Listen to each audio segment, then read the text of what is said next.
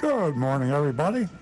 Well, we're back. We're live. We're in North Palm Beach, Florida, and we're going to tell you how not to get ripped off by a car dealer if you're going out to buy or lease a car right now. We've been doing this for about 20 years. Appreciate all you folks that we have a lot of regular listeners, and I have to get out of the habit of saying listeners. We've got viewers, probably more viewers. Well, when you view, you listen, but we have a lot of folks on Facebook. We have a lot of folks on, biggest thing we have is YouTube. I start saying YouTube first. You know, it used to be Facebook was a big thing, but YouTube became a Goliath, and it's amazing the number of followers we have. They watch us and listen to us. YouTube.com/Earl on Cars. Got Rick Kearney in the studio with me. He's the certified diagnostic master technician, the genius when it comes to diagnosing the car you're driving. He could tell you how to fix most anything you have wrong with your car, and if he does know the answer, we'll get it for you. But he's got the answer about 99% of the time. He monitors our YouTube account, so you'll watch that. So any of you do-it-yourselfers or people that are worried about a squeak, rattle, or roll in your car, and you fear the thought of having to bring it into a car dealer and spend $1,000 to fix something that maybe doesn't need fixing, if you fall into that category, give Rick a check on YouTube, or you can call the station too, but youtube.com/Earl on Cars. Rick will see it directly. If you'd just like to call the show, and we'd love to have you call the show, in spite of YouTube and all the other high-tech digital stuff, we're still a radio show, and the verbal is something I don't think is ever going to be replaced, the instant communication, and you can feel the person, you feel the attitude, the intelligence, or lack thereof, on both sides, I might add. But I mean, there's something about a real old-fashioned phone conversation. And we got one of those old-fashioned phones. It's 877-960-9960. 877-960-9960. And we prioritize that. It's so important to us that Nancy Stewart, and she's in the studio, she's sitting on my left, and co-founder of the show, by the way, about 20 years ago, strong female advocate, and she's brought the female listeners and viewers up to parity. We're at 50-50 now. The ladies are right in there with us guys, and they are amazing when they call the show. We still need more, and Nancy Stewart has a special offer. I'm going to turn the mic over to Nancy in just a minute, and if you ladies are out there, listen carefully. Even if you don't want to call the show, you might want to hear it because maybe you know a woman that might want to call the show. We have a really strong incentive if you call the show today. Now, we have a special channel that is youranonymousfeedback.com, and it is just what it sounds like. You want to preserve your anonymity. You don't want to be have your name ballied about, or you don't want people to know who you are when you call. A lot of reasons for that. Privacy is a big issue, and a lot of people are really big on privacy. And so we got that for you. Total privacy. Say anything you like at youranonymousfeedback.com. Youranonymousfeedback.com. And that comes in to us directly, and we don't know who you are, where you are. We can't find you. A lot of times, the anonymous feedback people identify themselves, which is fine too. I don't know why they do that, but it's a great channel if you'd like to say something and you just don't want to be hassled. No one's going to call you, email you, text you. You can say what you have to say and get it off your chest, and you're done. Youranonymousfeedback.com. Love to hear from you. I was going to remind the people who haven't called the show or think about calling, the priority we give to the phone calls. We've only got 5 lines coming in, and it's either quiet or crazy here in the studio, and what happens is people seem to call at the same time.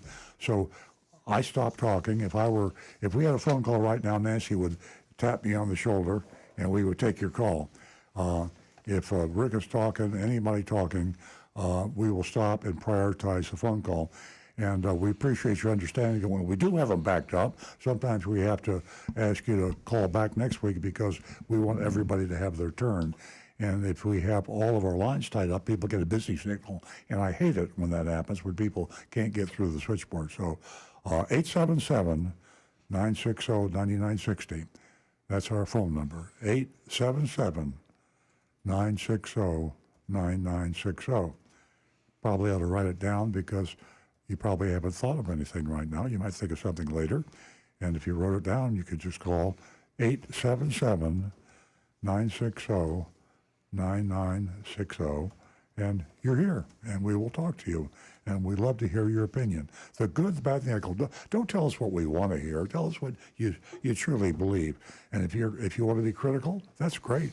I mean, we've got some great callers out there that have changed the show. I mean, we don't do the show the same way we used to, and we evolve. We get better. We like to think. So if you got some ideas on how to make the show better, just call us at 877-960-9960. I'm going to give the mic to Nancy in just a second. I forgot probably, and I do this because I get used to it, the mystery shopping report. And my apologies to all you folks that know all about the mystery shopping report because we've been doing it every week. We've been doing it every week for 20 years. We send an undercover agent. Our current incredibly talented mystery shopper is a person we codename Agent Lightning. Agent Lightning goes out every week, and she goes to Pennsylvania and Tennessee and Florida mainly, and she shops dealers all over Florida. And she pretends to buy or lease a car. And then she tells us what's happened. It's in a written report, exactly what happened a few days ago. It's always current. And we grade the show we grade the dealership on the show, and we give them an A, B, C, D, or F for failure, grade on the curve. It's very interesting. We name names, we name dealerships, and even if the dealer isn't near you, I promise you the profile and the activity of these dealers is very representative of the dealers in your area. Unfortunately, most of the reports are not too good. I mean, I'll be honest with you. We have a recommended dealer list and a do not buy from this dealer list, and that's on earloncars.com. I know I'm giving you a lot of stuff to write down. I apologize, but we got a lot of stuff to talk about. earloncars.com, we list recommended dealers and dealers you should not buy from. And that's very helpful. So stay tuned. The last part of the show, last half hour, we typically do the mystery shopping report. And if you don't listen to anything else, if you're busy, Saturday, a lot of stuff to do, drive around, have fun. You got a break on Saturday, I hope, and you can enjoy yourself. But if you can make our show part of it, I promise you this mystery shopping report will knock your socks off if you haven't heard it before. Okay, now I turn the mic over to my wife, Nancy, and my co-host, and she's got some good news for you.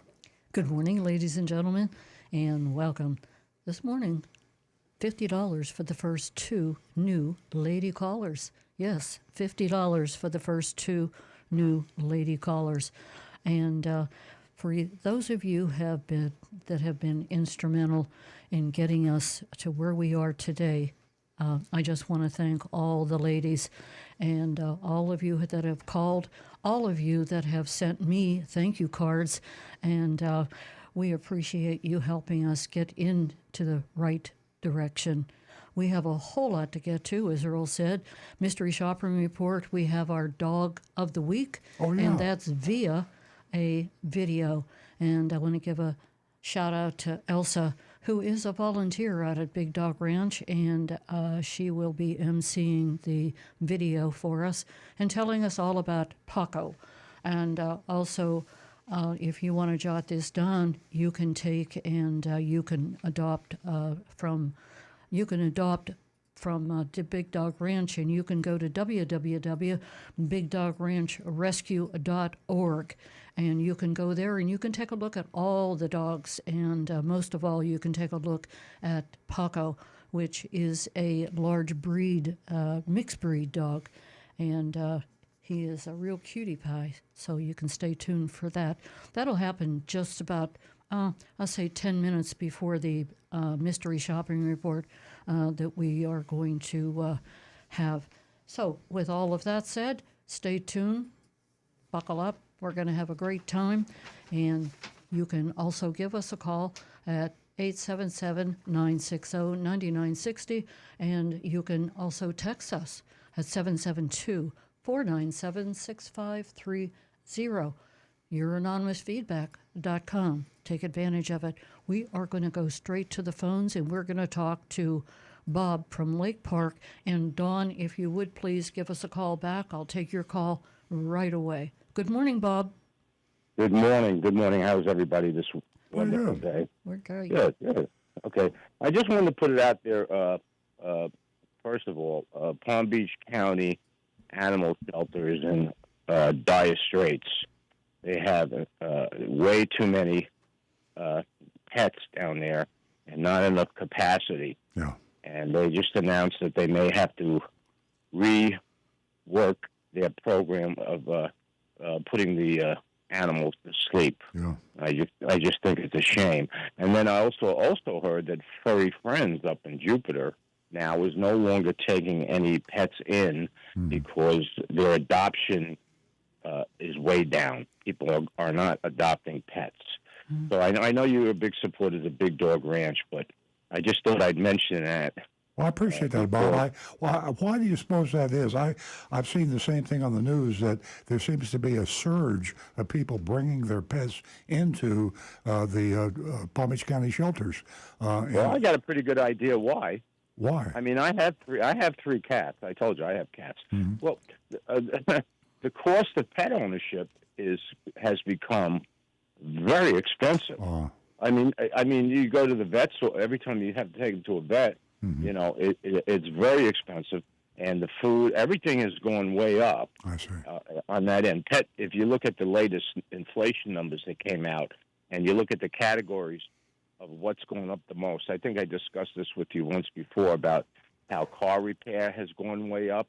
Well, also pet food is going through the roof. Yeah, makes sense. going through the roof. So, you know, the Palm Beach County Animal Shelter, I think they said they have capacity for 140 dogs, and they have 240 dogs. Yeah, and they have to euthanize dogs if they don't have space, and based on how long they've been there. So thanks very much for bringing that up. I just thought I'd mention it, and, you know, if any of your listeners, you know, I appreciate what Big Dog Ranch does, and I think they do a wonderful thing, but they're not the only ones that are having issues here to get pets adopted, and I just thought I'd put it out there. Bob, one good thing about Big Dog Ranch that I should mention is that they do not euthanize any dogs. I know that. When they take a dog in, they keep that dog. They've actually had dogs that I know personally about that have been there for 2 or 3 years. Sometimes their dogs are difficult to find a home for, but they just keep them there until they do find the home, and they always do. Yeah, well, for some particular reason, I don't know why it is, but Palm Beach County, which has an enormous amount of money, the county does, has never done a lot of money. Yeah. They've never done anything to expand that. They only had that one facility down on Belvedere. I don't know if you've ever been over there. It's not very large. Yeah. It's old. They haven't really put any money into doing anything on that end, you know. And so I'm a little disappointed in that. I don't know.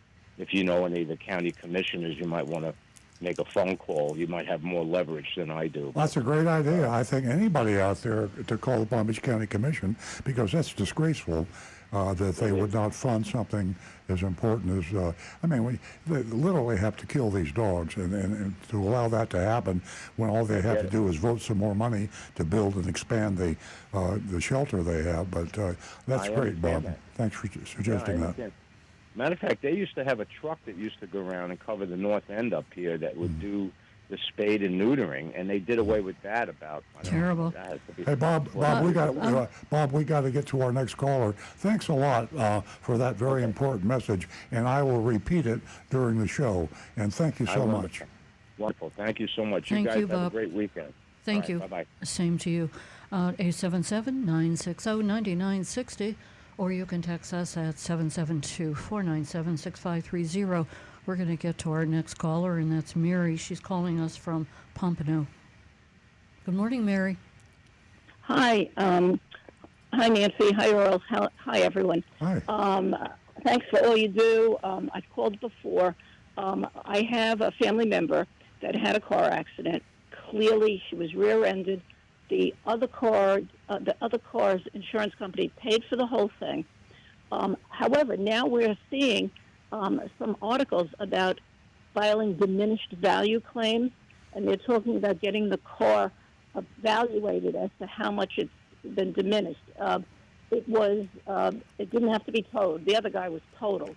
It was a Subaru. It had damage to the bumper and the cameras. But can you give me some guidance as to how we should go about this? Should we go to a dealer to get an evaluation or somewhere else? Well, sure. Today's market, you should be able to get top price. You can shop the car to see, because dealers will appraise the car even though it's damaged. And what the insurance company should do is reimburse them for what it would cost to replace that particular year, make, model car, or one just as good. In worst case scenario, you can contact an attorney. They work on commission. You wouldn't have to be out of pocket. But there are attorneys out there, quite a few of them, as a matter of fact, that specialize in diminished value claims. So if she feels the insurance company is not being fair, then she needs to, first of all, she can establish the cost to replace that car herself just by shopping locally. And it will be high because of the high price of used cars today. And if she's still not getting a fair treatment from the insurance company, she could check with the local attorneys. Gordon Donner, they used to do a whole lot of commercials on that. I'm not sure if they do, but if they do, most local attorneys love diminished value claims. Oh, okay. That's so important. I've never even heard of it before until I read it, and I figured I'd ask you guys. So, can I ask you, Gordon Donner? How do you spell his last name? I think I think it's Gordon. I think Donner's gone and Gordon is there. Gordon Partners, yeah, Gordon and Partners, Gorden and Partners, and they're all over television. And we've worked with them at our dealership. We have a collision repair facility, and sometimes the insurance company wouldn't treat the customer fairly, and we'd have the car, and we would say, your insurance company is about $2,000 low, and you should be able to be reimbursed by this. And Gordon Partners would usually make a phone call or two, and it doesn't take very long at all because the insurance companies know when they're not being fair, and they don't want a lawsuit, so they can usually get things straightened out in a hurry. Oh, that's great to know. So the best thing to do, though, really would be to go to one of the dealers, the Subaru dealers. Yeah, you can establish. You say I have this car. Let's say she had a 2010 or 2015 Honda Accord. She could describe it and see what the dealers would pay for it. And that would represent what it would cost her to replace it. At least it'd be a minimum. Actually, it would cost her more to replace it because they would mark it up for retail. But that would also establish whether they are being fair or not. And she might find out, they are being fair, and then you don't have to call Gordon and Partners. So, but the diminished guy, she's already gotten paid by the insurance company. Oh, I see. Well, in that case, she should go directly to the attorney. Directly to the attorney. Okay. I really appreciate this. Thank you so much. You guys are the best. Thanks for calling, Mary. Thanks, Mary. Give us a call. Let us know how that turned out for you. That's Gordon and Partners, 877-960-9960, or you can text us at 772-497-6530. Are you looking for a used car? If you didn't pick up September's subscription of the Consumer Reports, you should do so, because they have a list of used cars, and it would really benefit you if you were to go out taking a look around. And I'm going to get to that page, and I'll tell you guys. What's number one on the list is the Toyota Prius. It's the Prime Prius 2020-2022. Also, the Audi A5 2019-2021. That's if you're looking for a sporty car. That's the Audi A5.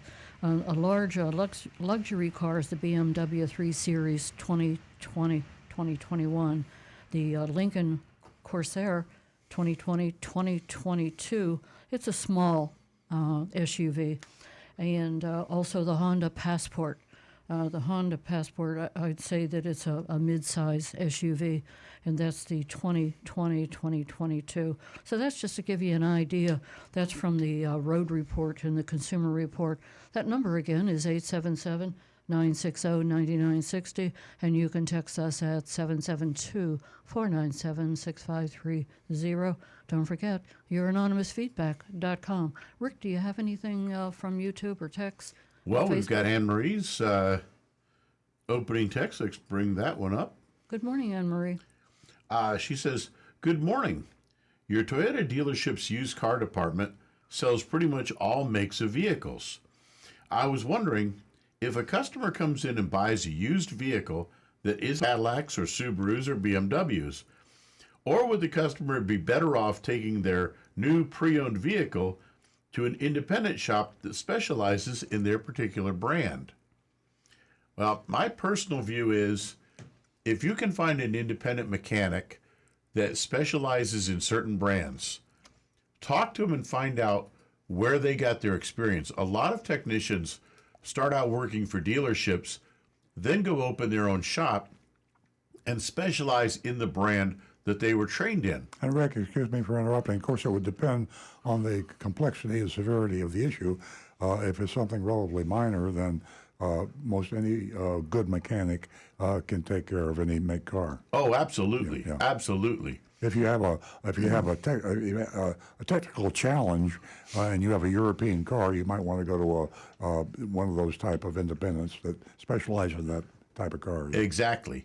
Now, as for routine maintenance, our dealership we can do routine maintenance, tires, brakes, oil changes, filters, and that on any make and model.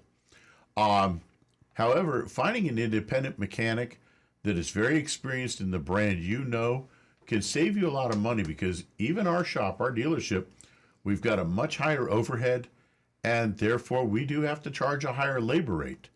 A good independent mechanic that specializes in your make that you have can save you quite a bit and can be a really good asset. He might know all the ins and outs of that car, and he'll also know when he might be getting over his head for not having the proper diagnostic or specialized tools And for a that good place car. to find a mechanic like that is Consumer Reports. You can go to their webpage and auto repair, Consumer Reports, auto repair. Put in your zip code, and they will give you the Consumer Report recommended technicians in your zip code. So usually, almost 100% of the time, you're going to get a lower price at an independent mechanic than you do from a dealer. The danger is if it's a complex problem and you need the diagnostic equipment and you need the factory support, then the dealer would be the choice. But you're always going to pay more money at a car dealership than you would at an independent mechanic. That's a great point, Absolutely. guys. We're going to go back to the phones, and we're going to talk to Jay in Hope Sound. Good morning, Jay. Welcome. Well, good morning. I've got a question about whether you should trade in your vehicle or sell it private sale. I've heard that car dealerships use the trade to somehow bump up the price that they're charging for vehicles. So, what do you think? Well, it isn't a question whether you trade it in or you sell it yourself. It's a question of if you get the fair price from the trade-in.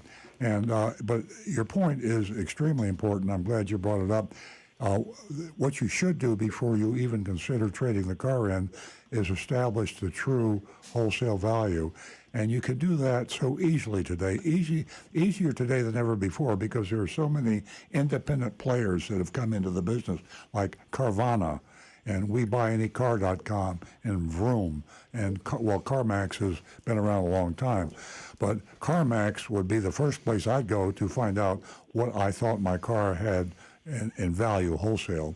And then I would check with Carvana, as many sources as I could.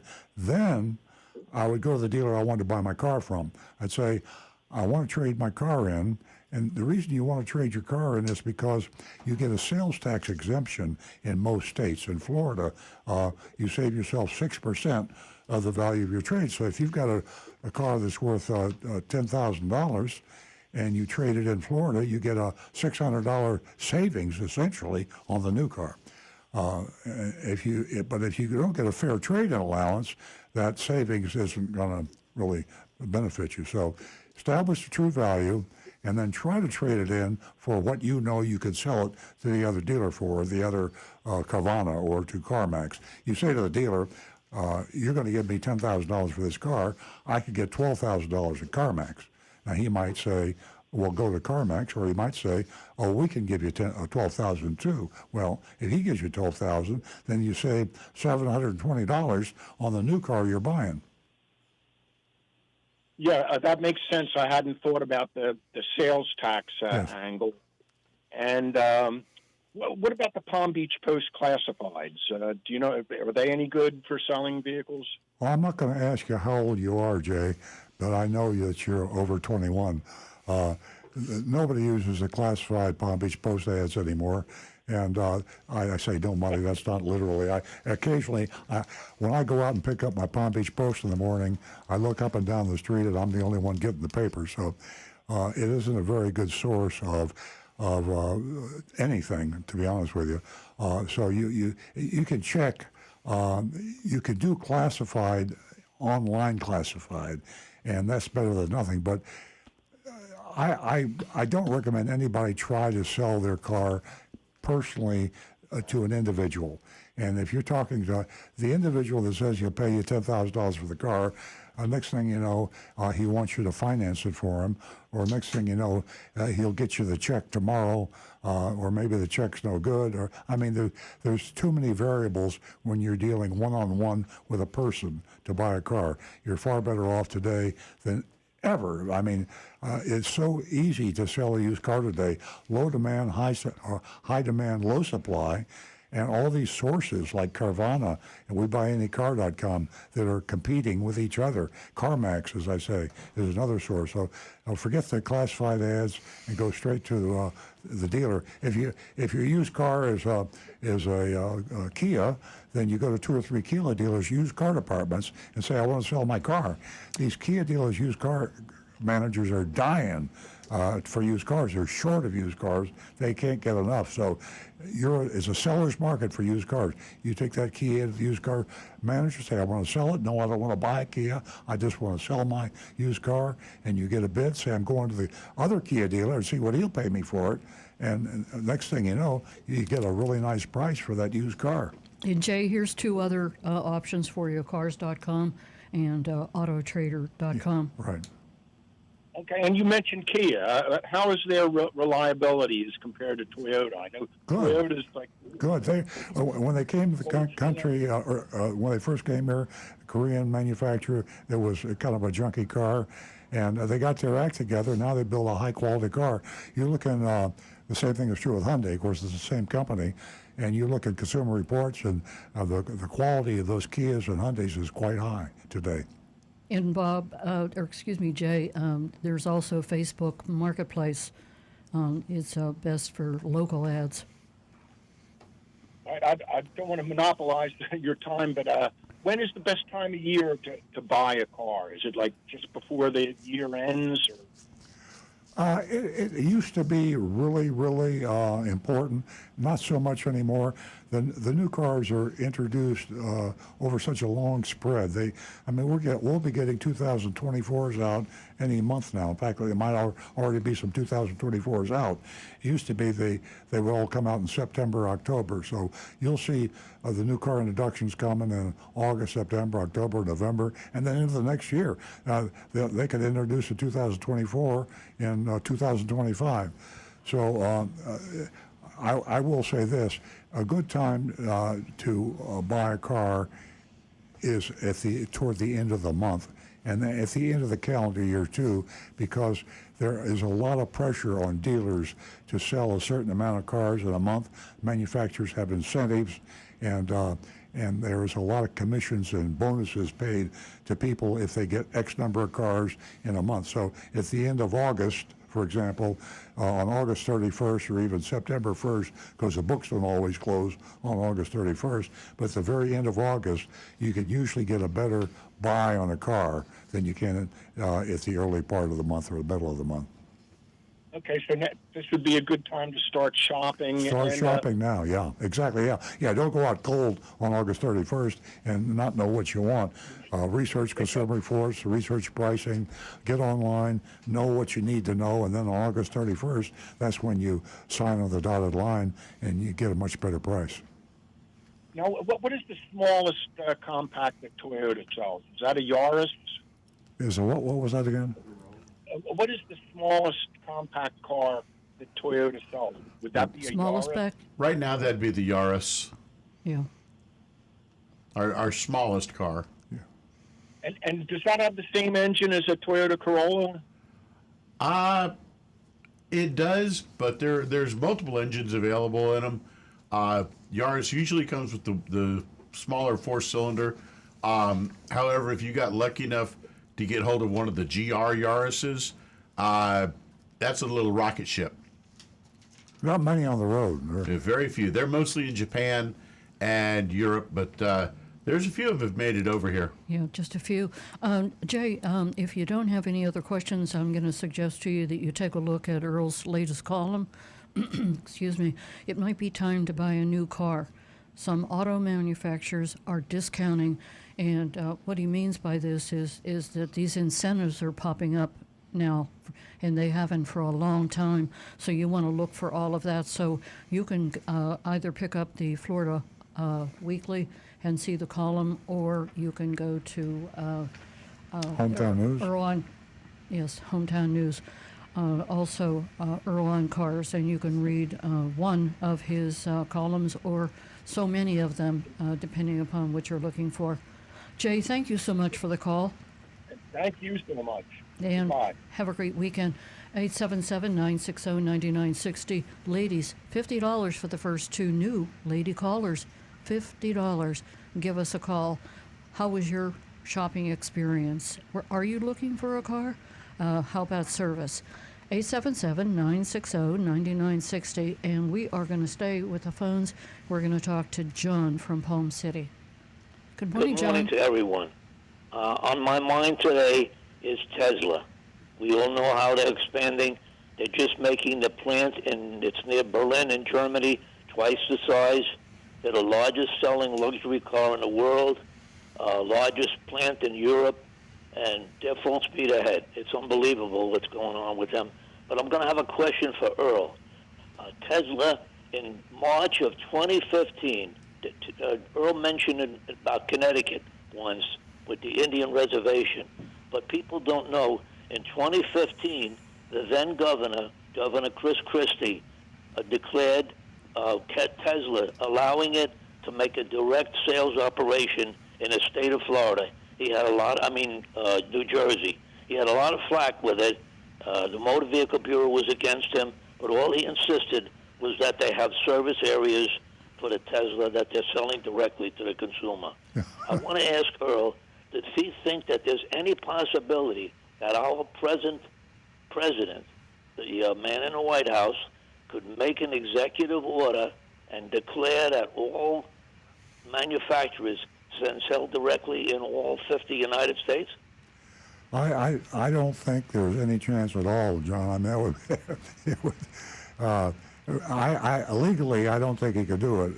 That would be something that would have to be done legislatively, and even legislatively, it would be difficult. The move, it's going to happen, but probably later rather than sooner, and it's becoming. Interestingly enough, I posed that question, your question. I posed it because I don't know the answer. I posed it to ChatGPT, the artificial intelligence app I have, and they weren't too sure either. But they said that there's a lot of speculation that will happen. It's just a question of how and when. Well, I just bring it up because it doesn't seem to stop them. they has to go through Congress to get permission. Yeah, It just seems I like think the issue the is power keep of giving the lollipops out. the power of the automobiles lobby, the associations and the individual dealers is so strong, there isn't a chance. It'll happen when the public demands it. It'll happen when it is such a thorn in the side of the public that they will threaten not to vote for a candidate if they don't support allowing manufacturers to deal directly. And I don't know when that's going to happen, but it will sooner or later, probably later. Well, one fast thing while I'm on luxury cars, Bugatti, which is Lamborghini. I think it's owned by Volkswagen. I know Bugatti is. They've announced they're going to be fully electric by 2028. That's Lamborghini. Yeah. So it's going crazy, even with luxury cars. By the way, the number one selling after Tesla in the United States is a Rolls-Royce. Rolls-Royces were shorted during the COVID-19, and you couldn't even buy a brand new one. They were mostly always used. Rolls-Royce is another one that's going full speed ahead. Where the money is coming from, I can't answer that, the way things are with the price of financing and cars, but they were not manufactured during the COVID-19, and you couldn't buy one, just like you couldn't buy a lot of other things, like a luxury watch. It's crazy what happened during COVID, and people are still using for part suppliers today. My friend on a Honda, someone on a 2019, they couldn't get the parts for the rear brake on him, and what do you think the Honda dealer used right away? Well, shortage of COVID supply shortage, so it's crazy completely. Now, one other fast thing to end it. People that like to watch entertainment. Today, it's unbelievable. There's an auction in California run by Gooding and Company. You can watch it live. It starts at 11 a.m. in California time. That's 3 o'clock our time. And it's just crazy completely. I mean, even a Toyota that's going to run through there today, it's the prices are out of this world. Yeah. Where the money is, I don't know. This is an international. Well, the rich are getting richer, John. I mean, the billionaires are. I mean, it's always amazing to me when these billionaires they'll be worth $10 billion, and then 1 year later they're worth $15 billion. How do the billionaires move so fast? I'm not sure, but. Well, just to give you an F-62 Ferrari today is going to bring in $9 to $11 million.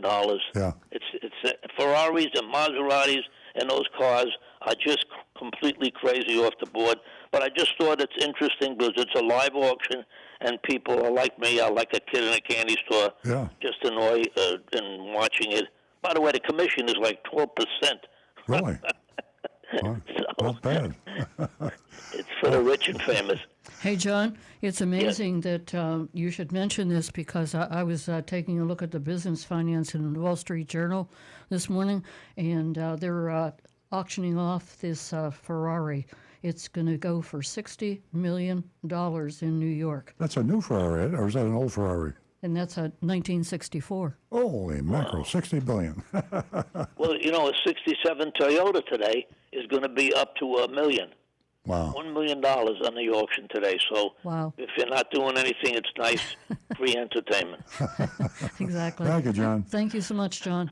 Oh. Have a great weekend. We're going to go to Alan, who's giving us a call from Lake Worth. Yeah, I got a. Good morning, Alan. Hey, good morning to you. How are you? We're well, thank you. Welcome. Thank you. First of all, I just bought a car from Delray Honda. I'm here now actually having the windows tinted. It's a 2023 Honda Accord Hybrid. Beautiful car. I love it. Mm-hmm. But I got the extended warranty, the Platinum, which will cover me 125,000 miles, and they extended, which was 72 months to 84 months if I, exhaust the time before the mileage. But I was curious about something. It's zero deductible when I bring it to Delray Honda if I have a problem. However, if I go anywhere else, it's called a disappearing deductible. It's $100 anywhere else after the manufacturer's warranty. What in the world is that all about? Well, that's surprising. Is this extended warranty a Honda by Honda manufacturer, or is it? Yes, it is. It is, yeah. Well, it's a good warranty, I would think, if Honda manufacturer is sponsoring it. And of course, the reason the reason they're going to charge you deductible is to encourage you to go to the Honda dealer, where there'll be a zero deductible. If you go elsewhere, you have to pay the deductible. And one of the reasons Honda wants to do that, the good reason would be the fact that they like to think their Honda technicians are better trained, which they probably are. Honda parts are good to use as opposed to aftermarket parts. And you'll get a quality repair. So they want to encourage you to go back to the Honda dealer where they have some control over who's fixing the car and which parts to use. A Honda dealer will use a Honda trained technician, and they will use Honda parts, which is good for them and good for you too. Absolutely, that I know. I thought what I was curious, and I need to talk to him because I'm here now. I just got here in Delray. They're going to tint the windows. They put the protective coating on there. So this just applies. So it's for every Honda dealer? Because they made it sound if I went to Bremen or went to somewhere else, I pay $100 deductible. But if I come here, this is after of course, the manufacturer's warranty expires. Then it's zero deductible. I would double check on that because what you say doesn't make sense. If it was a Honda warranty, they would not do that. If it was a Delray Honda dealer warranty, then they would do that. So double check to be sure that's an official Honda warranty. And if not, you can cancel that warranty in Florida as long as you haven't used it, of course. You can cancel that warranty anytime up to 90 days.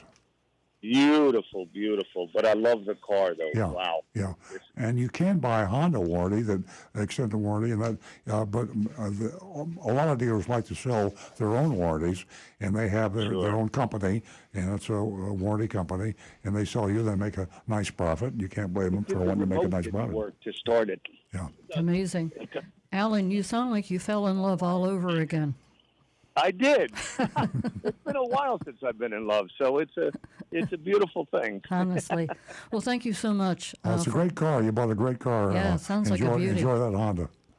I think so, and I do appreciate you guys. Love your show when I'm working and I'm driving during the day. I just want to wish you all the very best, and thank you for all the great years you have put out a quality product and have been around. You are definitely a name that is truly recognized. Be well, stay well. Thank you. Thank you so much, Alan. We are going to go to Lance, who's giving us a call from Tennessee. Lance has become a regular caller, and he is, quite entertaining. Morning, Lance. Good morning.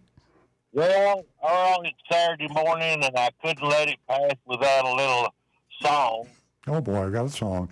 Lance, are you a songwriter by profession? No. I knew that. I was just kidding you. When the morning paper hits the street, Earl Stewart on cars can't be beat. They've got Earl, Nancy, Rick, and more. Give them a call, and you'll save a lot out the dealer's door. Yeah, you're definitely not a professional. But anyway, keep trying. I mean, that's I love your songs, but I don't know if you can sell them. I will let you know, Earl, we have placed a copy of your book in the local library.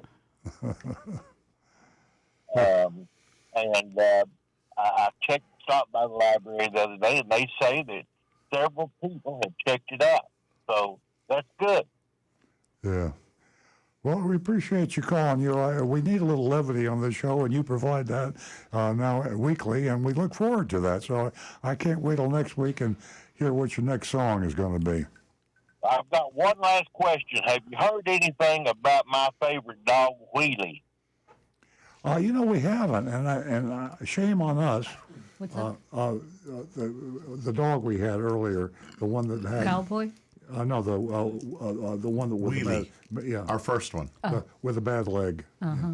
Yeah, Straight leg syndrome. yeah. Yes. Well, I'll tell you what we'll do. We'll check it We're out. going to check on that and make a point of that. I promise you we'll have an answer for you next week. And you know what, Lance, what you can do if you'd like, if you have the time now, you can go to www.bigdogranchrescue.org and you can take a look right there and you can check as to whether that dog has been adopted until we get We'll do that for you. until we get the information. Okay, have a good Saturday. It's great talking to you. Thank You you, too, Lance. Lance. Look forward to hearing from you next week. Get that song ready. I also want to mention, thanks to Jonathan, he reminded me that, we pick up the registration fees for the dog of the week, the adoption fees. You know how expensive it is to adopt a dog and to take care of a dog, that we're here to help you. We are going to go back to Rick. And before we do, I'd like to mention, if you could take a look at, Earl, take a look at your anonymous feedback, see if we have anything there. We do. We have one anonymous feedback, and let me find that now. Thanks, Jonathan. Let's see here. Oh, here it is. Your anonymous feedback. That's, if you want to talk to us without us knowing who you are, youranonymousfeedback.com. Just the way it sounds. I'll read it. So at least for me, the video explaining dealer floor plans being obsolete seemed to end abruptly without elaborating on why floor plans are obsolete. Is it because there are fewer vehicles on the lot? Aren't dealers still paying floor plan? And wouldn't they continue to do so as inventories recover? Also, for my reference, do dealers pay floor plan on both new and used? And if so, are the interest rates different for new and used like they are for the public? The floor plan, the reason I say floor plans are obsolete, I made that comment a few months ago, I think. They're still not as acute and important as they once were because the inventories were relatively low. At the time I made that comment, inventories were extremely low. For example, my inventory, I'm a Toyota dealer. We have a Toyota dealership that sells 200 or 300 new cars a month, and typically we'd have 300 or 400 used new cars in stock. I'd have millions of dollars tied up with floor plan, and I'd be paying interest on it. Right now, and back then, I would have maybe 50 or 60 cars on the lot, and so the effect of the cost of interest was negligible. So floor plans are still not as important as they used to be. A floor plan, by the way, is what dealers pay the bank for lending them the money to buy the car from the manufacturers. Most dealers don't have the $5, $10, $20 million hanging around that they can afford to keep all those cars on the lot, and they have to borrow the money, and then when they sell the car, they have to pay the car off. A fancy name for it is floor plan, but yeah, it's basically that. Today, dealers are seeing more cars on the lot. As a matter of fact, I was going to talk about this later in the show. Electric vehicles, there's a huge amount of electric vehicles on lots, not Tesla, because Tesla sells directly, but dealers that are selling electric cars have up to a 90 and even 100-day supply. And they have millions of dollars tied up in electric vehicles, and the electric vehicle sales have slowed down. And so floor plan is a big factor right now to those dealers, and they're paying a lot of money. Imagine having $10 million worth of electric vehicles on the lot, and you're having to pay 10% interest, which is about right. You're paying $1 million a year interest on that $10 million. And $1 million a year, what's that, about 300,000? You can do the division, but that's a lot of money to pay. So I modify my statement. Floor plan is a big factor now, especially if you're selling electric vehicles.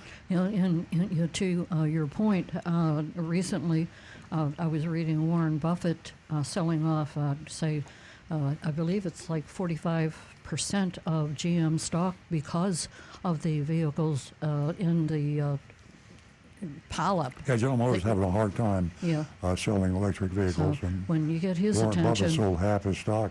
yeah, you get his attention. It's worthy of taking advantage of, looking at the situation. Ladies, I'll remind you again, $50 for the first 2 new lady callers. $50. Give us a call. Help me support the platform here for the ladies. And you've done so in the past. Let's do it again today. 877-960-9960. And don't forget to text us at 772-497-6530. And we are going to go back to Rick, and he'll take care of text, YouTube, Facebook. Well, I just took a look at BDRR, and Wheelie is not listed right now. No? So Wheelie may be in a foster, or he may be adopted already. Oh, Lance, I hope you're listening. It looks like they found a home for Wheelie. Okay, where are we now? we're going to Rick. Well, one other quick note. California, beware. The southwest coast area, watch out, folks. Is Weather patterns have had California area getting a lot of rain lately. But right now, hurricane, or I guess it would be called, what do they call, Cyclone Hillary, or Hurricane Hillary, is a stage 4, category 4 hurricane heading up the coast from Baja, California, pretty much aiming at San Diego. But this is Now- Earl on cars, not Earl Right. on weather.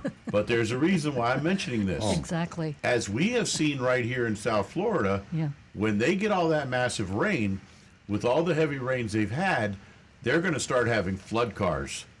So, California, Arizona, New Mexico, Nevada, when you start seeing cars coming up for sale really cheap, look them over close. Assuming the hurricane hits. Yeah, well, exactly. it's pretty much, it's aiming right at them. And to your point, we were Yeah. thinking the same thing this morning because I picked up Earl's old column on flood cars, and they are definitely worthy of looking at carefully because they're everywhere right now. Yep. 877-960-9960, or you can text us at 772-497-6530. We're going to go back to Rick. We're caught up on texting. Are we? Well, actually, Frank in Jupiter did send an interesting picture over. It was a Tesla with the license plate reading DRV TSLA. So somebody got the plate they wanted. Drive Tesla. Very good. Interesting. 877-960-9960. Remember, ladies, $50 for the first 2 new lady callers. Can you believe that catalytic converters are still being stolen from there's no place that they won't go with their cutters and remove the catalytic converters. And, there was an article in yesterday's paper about it, and they went into great detail as to why the catalytic converters are so, it's great because of the minerals and the everything that they can get for it. Very expensive. We're going to go back to the phones where we have Marty calling us. He's a regular caller. Good morning, Marty. Today. Hey, Marty. Yeah, hi. Can you hear me all right? Yep, we're here. Okay. I just wanted you to know now I'm on a year wait again. I didn't order another Camry, but I did order a RAV4 Limited from your dealership. So they said it'll only be a year. So I'll wait and hopefully I'll like it. So they said, hey, if you don't like it, your dealership is very nice. If you don't like it, you can leave it and then you'll sell it to somebody else in a week. Well, I wish everybody were as patient as you are, Marty. Yeah. You're a Percy boy. Yeah. So, but I wanted to tell you, on my phone on the car, when you press the speaker button and I say text Earl Stewart, I was able to get a hold of you and I could say what I wanted. Now all of a sudden it says, do a quick response. So when I went in to order the RAV4, I asked one of the salesmen, and he was very nice. He came out, he said, well, now you need to plug in your cord and ask for Apple Play, and then I could text you, and say what I wanted. So I don't know why it got changed, but I went on the internet, and about 15, 20 people have complained too that all of a sudden you can't text directly from the steering wheel other than these canned answers. I didn't know about that. Why?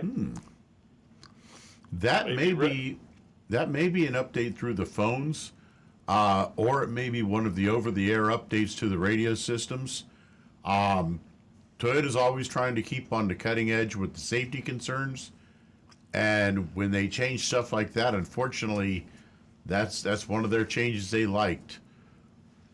Yeah, It's to avoid driver distraction. Now, Rick is absolutely correct. Some guy told me that Toyota did it for that reason, for safety reasons. Yeah. It's. I tell you what, I really have a lot of feeling for drivers of new vehicles today with the changes, and it's just a shame. You buy a new car today, and to be honest, you're only utilizing about, if you're smart, you may be getting 75% of the benefit of the car. There's so much to learn. You almost have to go to college to learn how to drive your car. And it shouldn't be that way. It should be the other way around. It should be, you should be able, it should be non-challenging. It should be extremely easy. Of course, we're going in that direction with fully autonomous. And unfortunately, to reach fully autonomous safely, to reach a vehicle that you can literally say to your smartphone, call my car and then take me to Walgreens and then now take me home. That is the ultimate in simplicity. To get there, we have to go through this highly complex challenge, technically, that most people, if they can't understand it, they can't remember it all. And I'm a very technically qualified person for an old guy, and Nancy and I drive a Tesla, and we still haven't figured out probably a good 25 or 30% of what that Tesla is capable of doing. So the average person today gets in a car and pays $50,000, and he's only using $40,000 worth of stuff. That's just not right. So much so. No, I'll tell you one Marty. thing. My wife has a CRV, and the controls on my Camry are much easier to use than on the Honda. Sure, yeah. So I think Honda is a lot more complicated. I think the engineers and scientists of the technical groups are running the manufacturers now. You have to get the people that understand the customer and understand the capability and the inclinations of a customer. And whoever figures out that first is going to sell a lot of cars, because if I had a car that I could say that anybody can drive this car easily and use all the features and benefits without having to go to school or read a 2,000-page owner's manual, if I had that type of car, I would sell all the cars. And once the manufacturers get that, they'll start to simplify cars. Yeah. All right. Well, I'm just waiting now for 24s to start. So I am very patient. You You sure know you are. are, Marty. You sure Marty, are. thank you so much for the call. We look forward to hearing from you again. All right. Have a good weekend. Thank you. You do the same. And we're waiting for Rick's book to come out, and it's going to be hitting the shelves soon. He's going to explain all of this to us, and he is a book of knowledge. My book. Your book. We're going to go. My book's a little ways off yet. We're going to go to John in West Palm Beach. Good morning, John. Hey, good morning. You were talking about flood cars on the West Coast, and I was wondering, is there a way to identify if the car is a flood car? You know, like if a car has been rebuilt and it's got a rebuilt title type thing. Other than going there and pulling up the carpet underneath to see if it's wet, is there a way to find out? The simplest and most reliable is just look at it. I don't mean you Smell literally, it.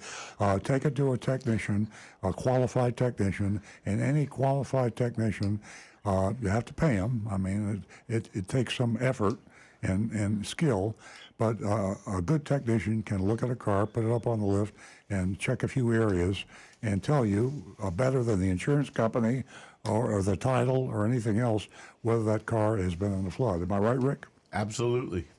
So you're right about the title, and in certain states it would be evident, but cars float around through all 50 states, and some states have just absolutely no regulations, and they take these states, the people with the bad guys, they go to let's assume the hurricane hits California, which I still don't believe it's going to hit, but assuming it hits California, and they buy up a bunch of flood cars, and they truck them to Mississippi or New Jersey or a few other states.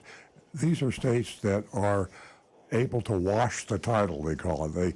You could take a car that's branded as a flood car and rebrand it with a clean title and then take it to Florida and sell it. So forget about all that. Just be sure you get your car checked. Anytime you buy a car, a used car, you should always have it checked by a mechanic. And flood damage, water damage of any kind is something that a good mechanic will be able to tell you about. And John, you can go to Earl on Cars and you can read one of Earl's columns, which targets how to avoid buying a flood car after the hurricane. Take a look at it. It's really definitely worthy of reading. Well, the reason why I ask is I was looking for a Tesla Y used, and all of a sudden Merritt Island came up with a whole bunch of Ys that are used, and I was just wondering how many of those were flood cars since they got hit. And Good and point. is Florida one of those states that can wash the title? No, Florida's got a good title state. They're accurate.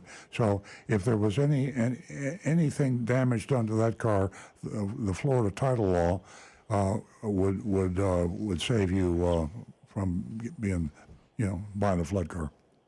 Yeah, because I don't mind going to Merritt Island and buying a car. It's just I don't want to waste my time if there was an easier way to identify whether the car was a flood car. Yeah, but it's still take it to a mechanic anyway, because flood cars are when a car is officially a flood car, it's really been flooded.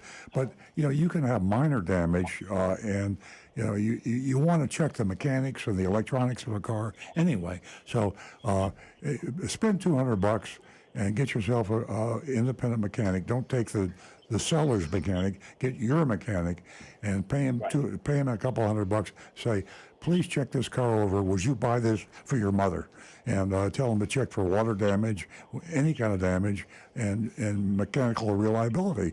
And give it the stamp of approval, and it's worth every penny of that $200. Yeah, definitely, John. These unscrupulous masters of disguise, I'm going to call them, they can really make a car look, smell, feel, even drive perfectly for a while. Yeah. And you really have to be sure. Yes, Rick? Hey, a quick note just came in from Donovan.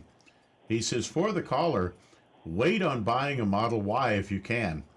The new Model 3 is coming any week now, and the new Model Y will be shortly after. This should mean a nice price drop is coming shortly. Thank you, Donovan. Great news. I love Thank you, Donovan. YouTubers. He's awesome. Amazing. Yeah, definitely. Every week, week in and week out. So I hope that we answered your questions, John. Yeah. Thank you. You did. The Model 3 Highland isn't out yet, but that's on its way. So I guess it's in Europe now. You can order it, but not here yet. Yeah. And that's what I was looking for. So, anyways, okay. Thank you, John. That's it. Oh, you're right. Hey, can I give a shout out to a garage that really took care of me the other day? We had Yeah, we love recommendations from our callers on repair shops and dealers. Any place you had a good experience with a car, we'd love to hear it. Yeah, definitely, John. This place is Electrified Garage in Blue Heron and Military. Electrified Garage. The guy's great. He does all electric cars. Electrified Garage. I haven't heard of them. That's good information. What's the location again? It's on the corner of Blue Heron and Military. And that's in Riviera Beach? Yeah, I think that's Riviera Beach, and it's right behind that golf cart place. I know you guys are down at the eastern end of the city and that, but yeah, Blue Heron and Military. We get down that way. And when I was asking about batteries, he's saying that now if a Tesla owner is going to have to get a new battery, the big battery pack, he says you can get them used. You can get them used and they're reconditioned. Well, that's have great. to go out. Well, that's good to know. Great information, John. Electrified garage. All right, thank you. Rick? And that is seconded by Donovan. He says electrified garage is amazing. Oh, Wow. there you go, John. Yeah, look, anybody got a heard telephone Donovan. number for electrified garage? I'm driving right now, so Okay, well, never mind. You can text it to us. okay, very good. All right, thanks so much. Thanks, John. Remember, ladies, $50 for the first 2 new lady callers. $50 just to give us a call and say hello or share an experience with us, whether you leased, whether you purchased, or you had your car serviced. 877-960-9960, or you can text us at 772-497-6530. Don't forget, we need some more your anonymous feedback.com. Rick? Electrified Garage at 7190 Devons Road B, Riviera Beach, Florida 33404. Phone number is 772-842-3306. And they have a 5-star Google rating with 109 reviews. Wow. That is So fantastic. 109 is that's getting up there. And to have perfect 5-star, that's pretty good. Thanks for putting that out And there, that, Rick. again, that is in 7190 Devons Road, which is it's kind of a like a warehouse complex area. Remember, we have people all over the world. So this is in Florida. It's in Palm Beach County, and you know where West Palm Beach, Florida is. It's just a little bit north of West Palm Beach. Yep, it's the next city to the north. Yes. Okay. We are going to go to the phones, and we are going to talk to Bobby from West Palm Beach. Hey, Bobby. Are you still on the line, Bobby? Yes. Hello. Good morning, Bobby. Welcome. Thanks. A couple of things. One, just as an aside, I was traveling. It's if you're looking for something to do, you might want to download one of your previous episodes that maybe you might have missed and listen to it on the airplane. It passes 2 hours a time while you're Oh, traveling. nice. Bobby, thank you very much. Sure, you learn something while you're flying. Yeah. What a compliment. Exactly. We've never, ever had anyone call us to suggest listening to an old show. Thank you so much. Right, you can't listen to all of them, so if you hear a new one, it's fun. Yeah. So I was calling about rental cars because people need to be a little more careful as they get in rental cars now because there's a number of new options that people aren't familiar with. And I had a problem with a Jeep Wrangler. I was out on Seminole Pratt, which is sort of a, it's a sort of a 2-laney road. And a woman was stopped at a stoplight and wasn't moving in a Jeep Wrangler, kind of newish. And so I'll stop and push them out of the way so they're not blocking traffic. And I hollered over to her from the side, can you put it in neutral and I'll push it? And she said, no, it's stuck. And as it turned out, it was a rental car. And I'm not the greatest mechanic in the world, but I know how to override the gear shift lock. But the mechanism in the Jeep really didn't work that well, and I finally got it to move, but it never unlocked the transmission. And eventually somebody ran into the back of her. Oh, Lord. Oh, boy. Right. No, I know what you mean about rental cars. Nancy and I have had bad experiences. We don't travel that much anymore, but when we did, you try to rent a car that you're familiar with, and if you can't get one, forget about it. I mean, and today it's doubly bad because cars are so different today than just the same model 5 years ago. So It's a great. If I were going to rent a car, I would do my best to rent something that I knew how to drive. But even yes, that's true. But even so, like those things like brake hold. If you have a brake hold on your car where you can take your foot off the brake at the stoplight, and then you get in a car that doesn't have it. Yeah, for sure. It's a little bit troubling to the person in front of you. Yes. Yeah, and muscle memory. Yeah. Think fast. So you just need to sort of familiarize yourself with the car you're getting into, and it's hard to go over everything, but just a thought. Anyhow, and listen to Earl Stewart on cars while you're traveling. Bobby, thanks so much. What a great call. Sure. Give us a call again. We're going to go to Jersey Mike in New Jersey. Good morning, Jersey Mike. Welcome. Hi there. First of all, with Big Dog Ranch, I tell you that I adopted a dog there, and a lot of people may not. Yes, for a roommate of mine, because I already have a dog, but they're great together as a sister and brother. But what people don't know is if you are a veteran, which I happen to be, you get a 50% discount on any adopted dog from Big Dog Ranch. Say that again, man. 50%? I said if you are a veteran, past military, veteran, oh, wow. you will get 50% discount on any dog that's adopted there. Well, shame on us for not knowing that. Thank you so much. That is really cool. And also, when you do adopt a dog there, you get a dog with all that's needed, meaning you get a dog that's been chipped, that's been neutered, that's been groomed, that the nails have been cut, the ears have been cleaned, it's been done right, okay? Yeah. That's all part of that fee that you're paying when you adopt that dog. So I gave them a $1,000 donation because they happen to have a veterans booth there in the rear. There's a big complex, Big Dog Ranch. There's a number of buildings, and I'm just saying that they do marvelous work out there. Yeah, it is an amazing place. It's in Loxahatchee, way west on it's way out there. It's way out there, but it's worth the drive. I mean, what they have done. What they've done. And by the way, on the way out there, if you want to get some nice plants, there's a lot of lower expense places out there to pick up plants for your garden and so forth and so on. Wow. A lot of things to do out there. Let me go to another topic, okay? And it's like a college campus for dogs. Yeah, I'm going to do it exactly. You got that right. And the people are really very helpful. I mean, and you know what they did too? They'll tell you if they have an allergy or something like that, they'll give you medication. It's all free. It's not free. It's all part of that fee that you're going to pay. And if you're a veteran, it's going to be 50% less than what it would be for the normal person. The dog that I adopted. Amazing information, Mike. Thanks for sharing that with us. $600, and I got it for $3.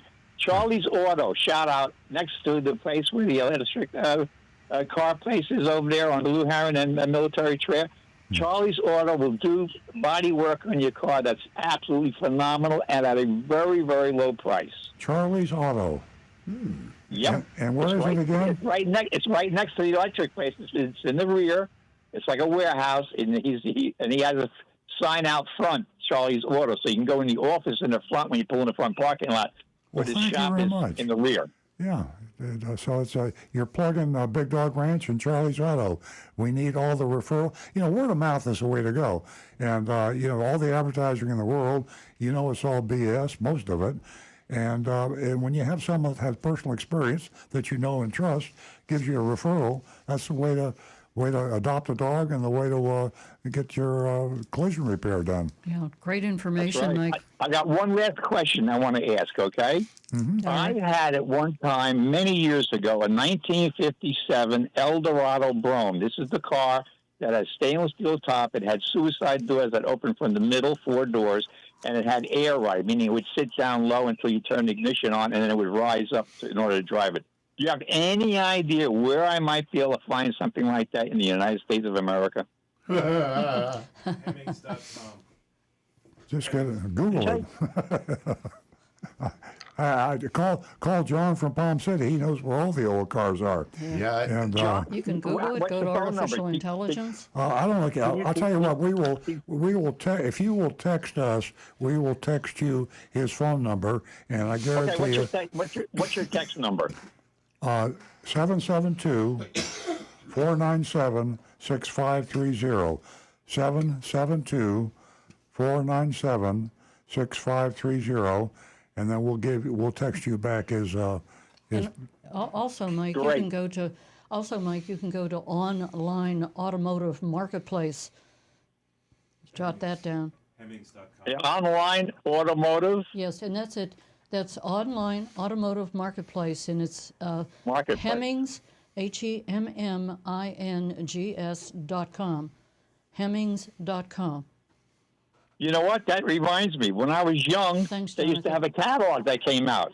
Hemmings has a catalog. Where the heck would you get it? Where would you get a Hemmings catalog? Do you get any idea? Oh, wow. They're going to be online now. I don't think you need all to right. get the print version. I got you. Hey, thanks a lot for all the information. I appreciate it. Thank you, Mike. folks. You gotta- Stay you tuned gotta- for our you gotta- Dog of the Week that's coming up. So it's just about 9:21. Let's go to Rick and share with us any text, YouTube, Okay. or Facebook before we We got introduce Paco. a couple quick little notes here. Donovan also says that the Electrified Garage is an expanding franchise.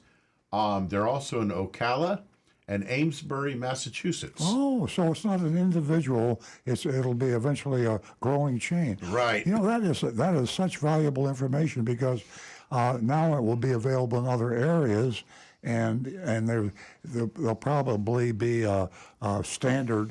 But what a great idea! I'd love to get in on the investment on that. You might want to look at their website and Yeah. talk to them, yeah. What a way to go!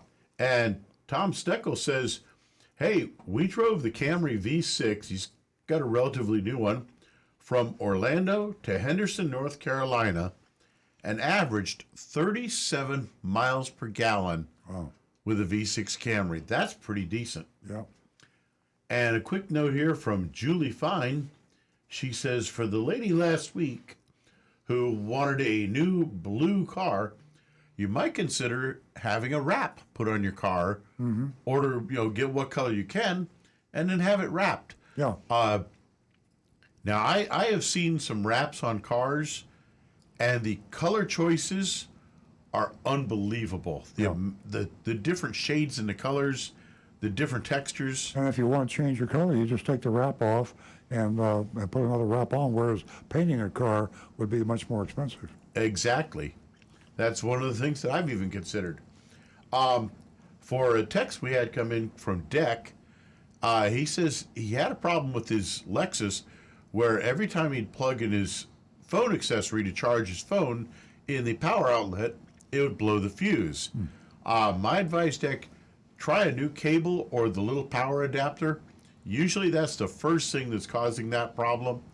They sometimes will short inside, and that will pop that fuse in an instant.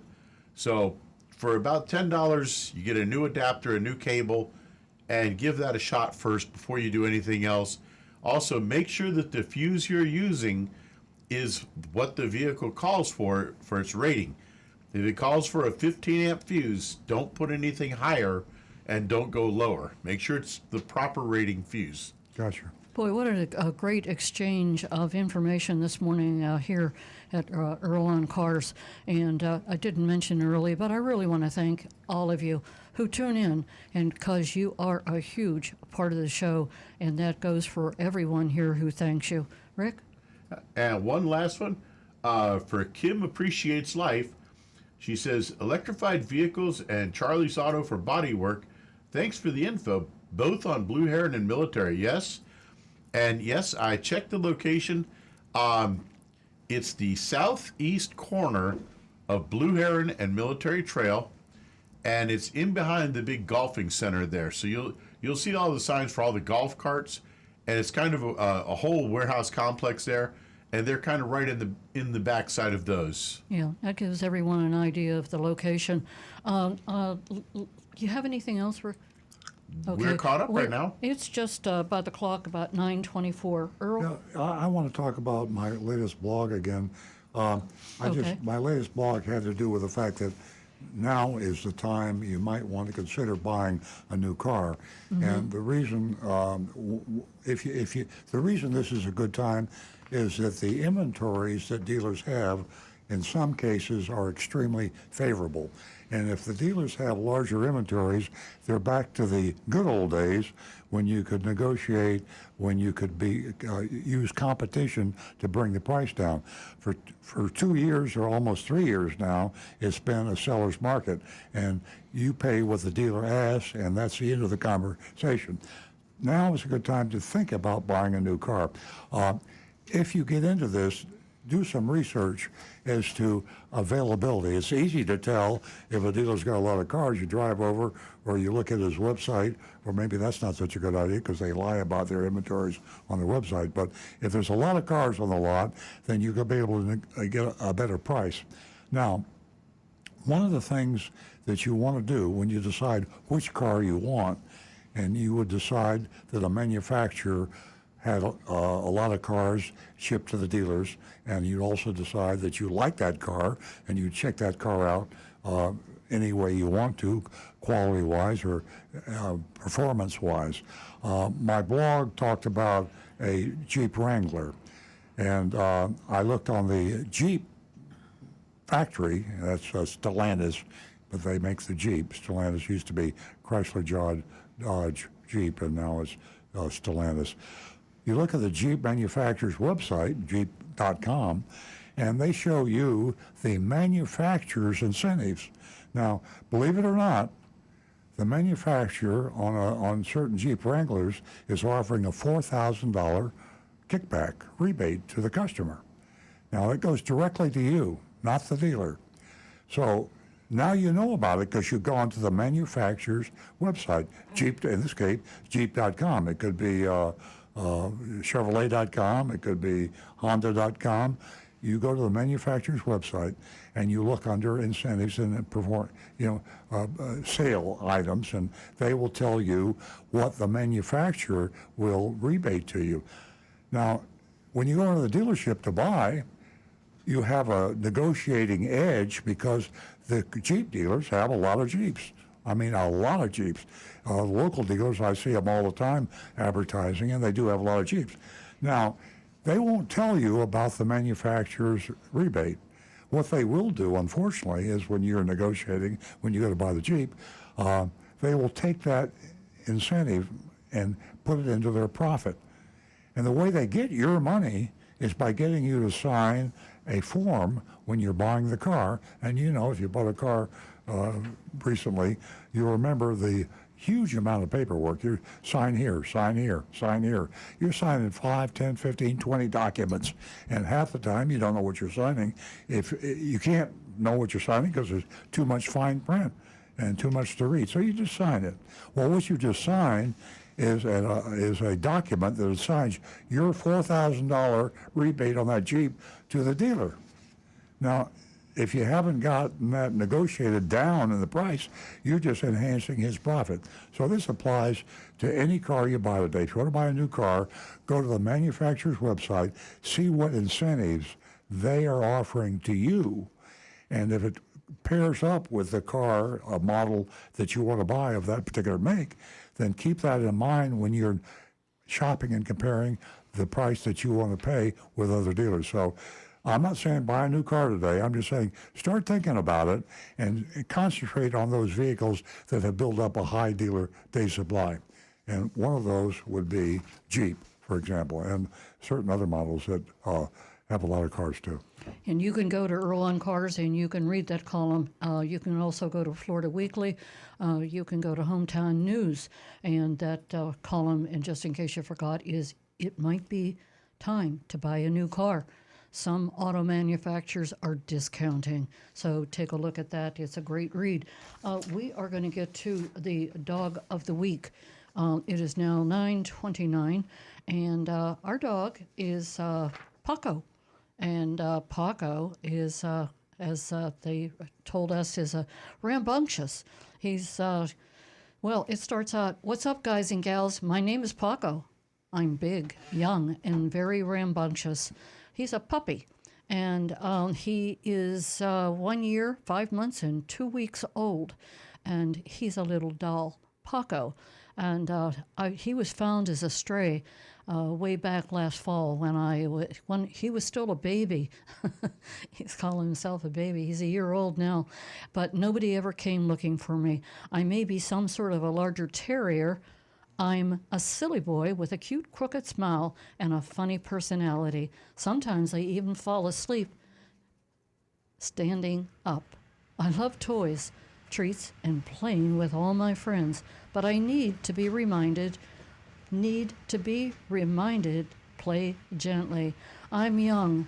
I'm a young man, barely over a year, and I'm working on my leash manners and some other basic commands. So there's a whole lot to love here. We didn't get a video? Elsa is going to bring us the video via video. She's bringing Paco via video. And good. Elsa is one of the many volunteers out there. And ladies and gentlemen, don't forget, Big Dog Ranch makes it, pretty easy for you to adopt a pet.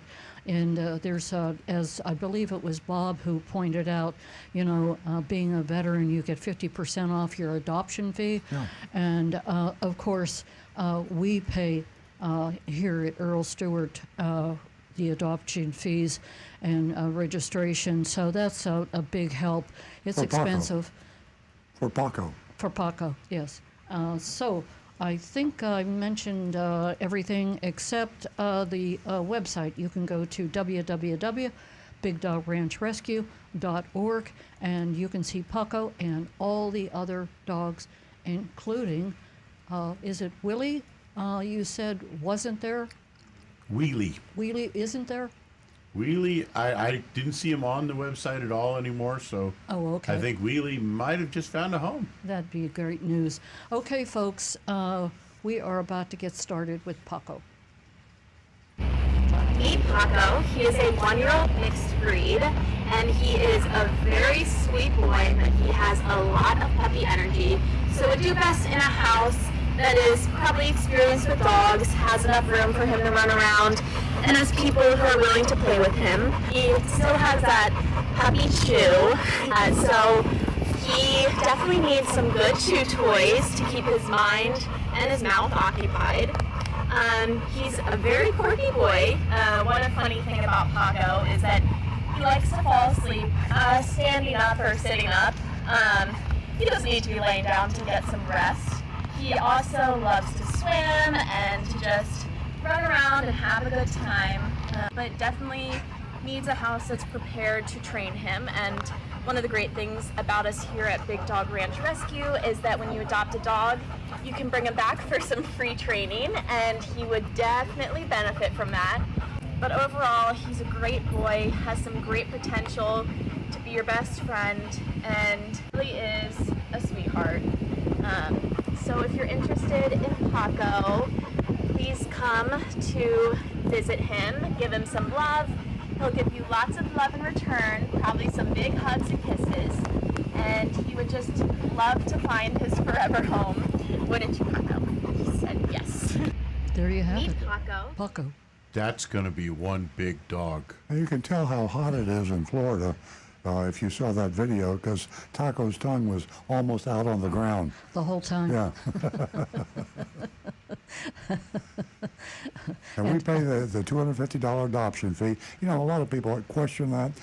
There's the $250. First of all, we pay it. So if you adopt Paco, you pay nothing. And as Nancy said earlier, if you adopt any dog and you're a veteran, you only pay half. $250. A lot of the the shelters, the dog's free. The reason Big Dog charges that is because they want some commitment. There's a lot of people, unfortunately, too many people, that will go to a shelter and get a dog, and then they get tired of the dog and they just turn the dog loose. And there are a lot of dogs that are just running free because they got tired of the dog. A person like that should not be allowed to adopt a dog. A person on a whim, without thinking it. A dog is a commitment. I mean, it's almost like getting married. I mean, yeah, if you adopt a dog, you should be ready to spend the rest of your life or his life her life with a dog, and without that commitment, Big Dog Ranch doesn't want you to have the dog. So $250 separates the people with good intentions from the people that just might be doing this on a whim. And of course, the $250 is not profit to Big Dog Ranch.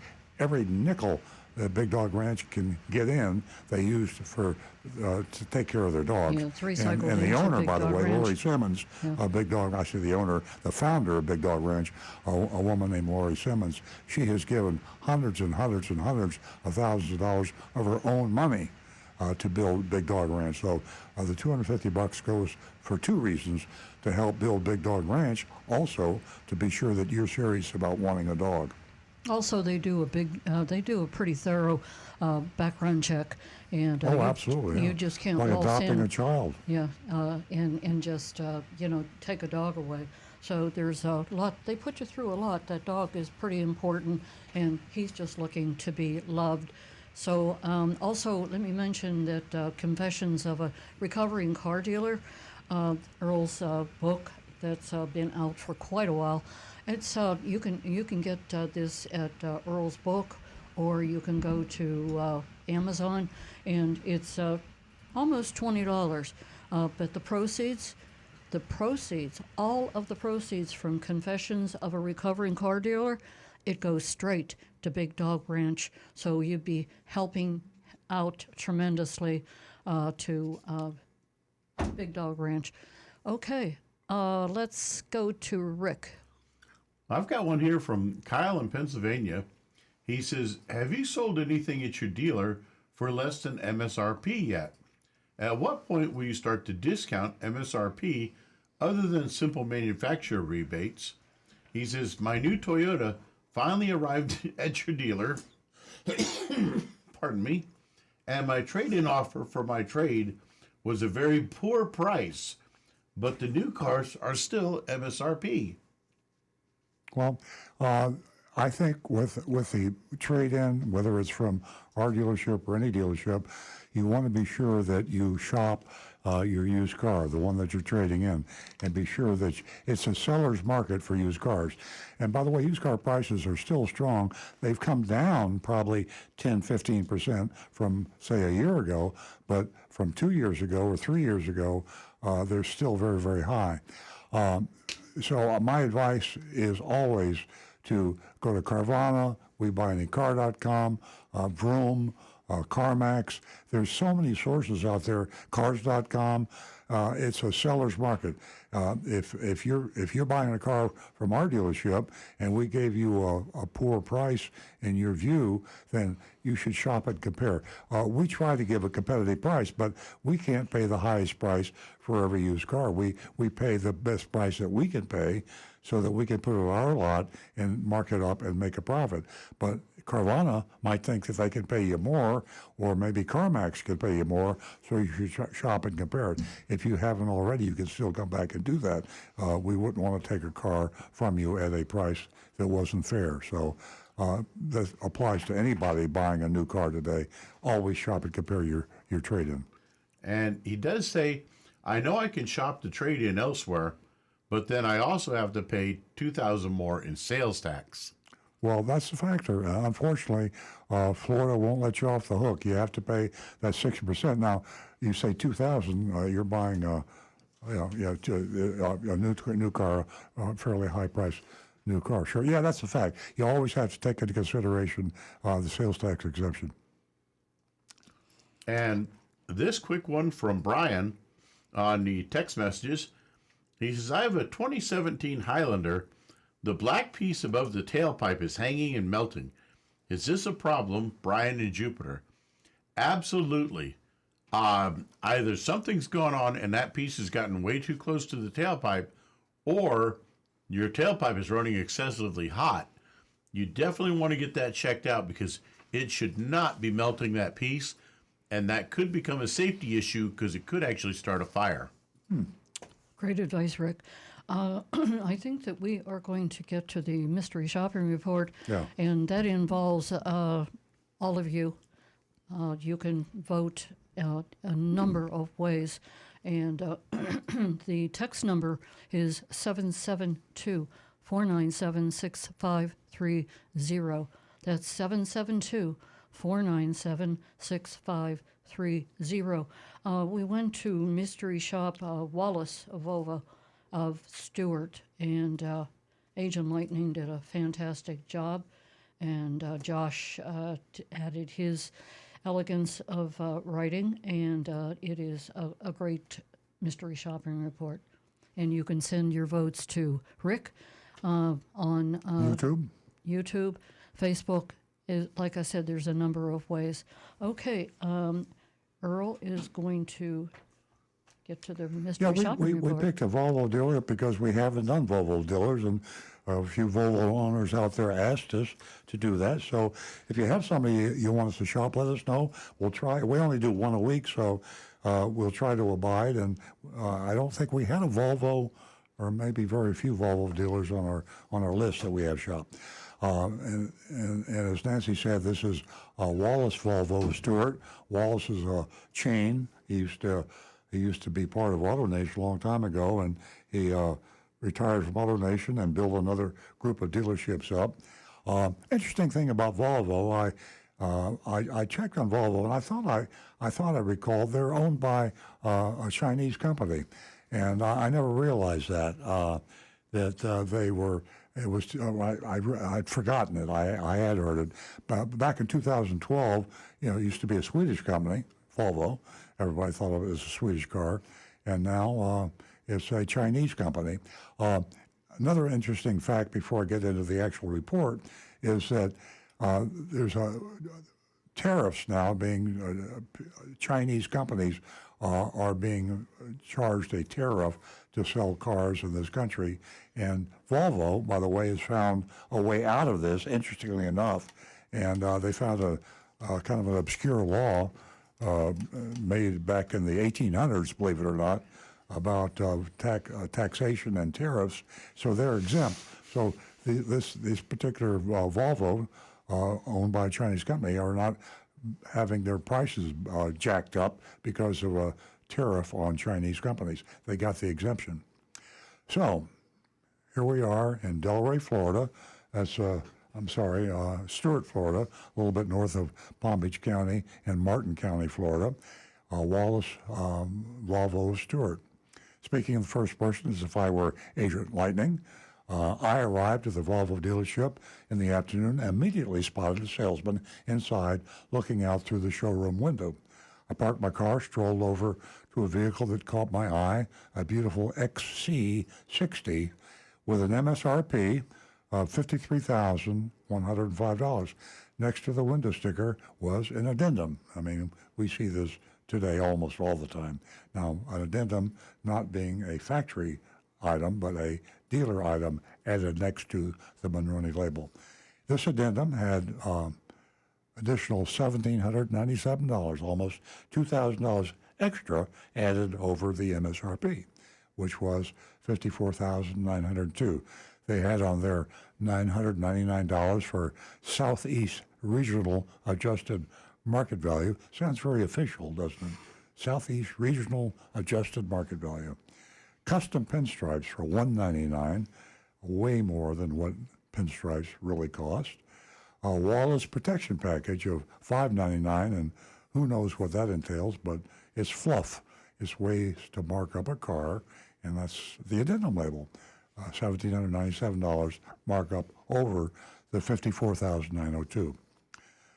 To my surprise, there was suddenly a guy standing behind me, arms crossed.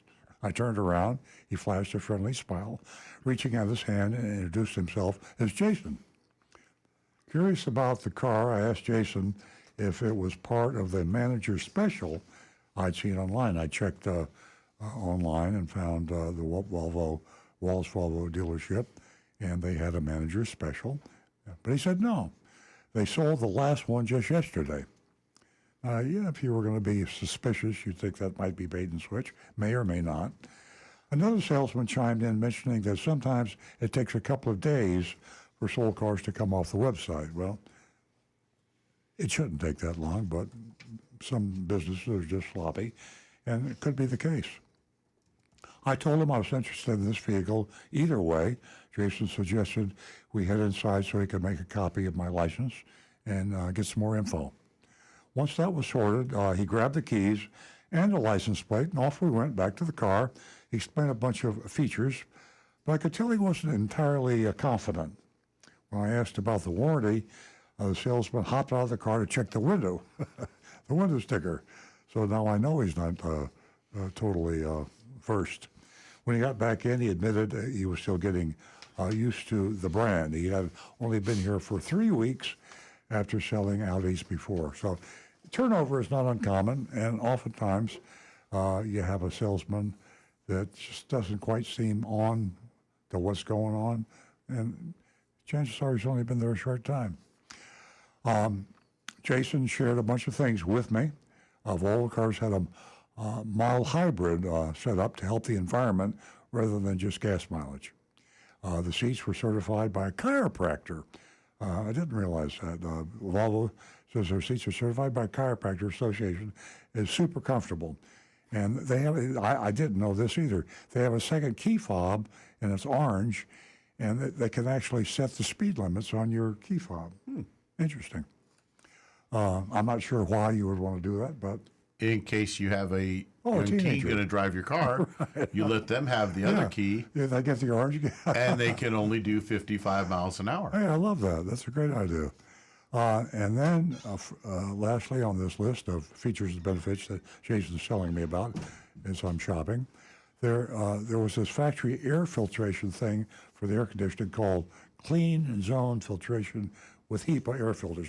I guess all cars have that, don't they? HEPA. Actually, most cabin filters are just a simple paper filter.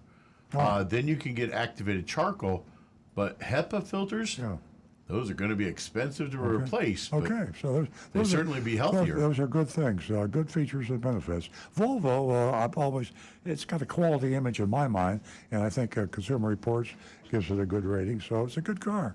A lot of people don't realize it's manufactured, is owned by a Chinese company. We then went on the test drive, and Jason seemed a bit uneasy as a passenger. I jokingly asked if my driving was making him nervous, and he laughed it off, mentioning he'd ridden shotgun in NASCAR before. Well, that's interesting. For some reason, he pointed out that the gas tank was on the other side because it's a European car. So it's still manufactured in Sweden, but owned by a Chinese company.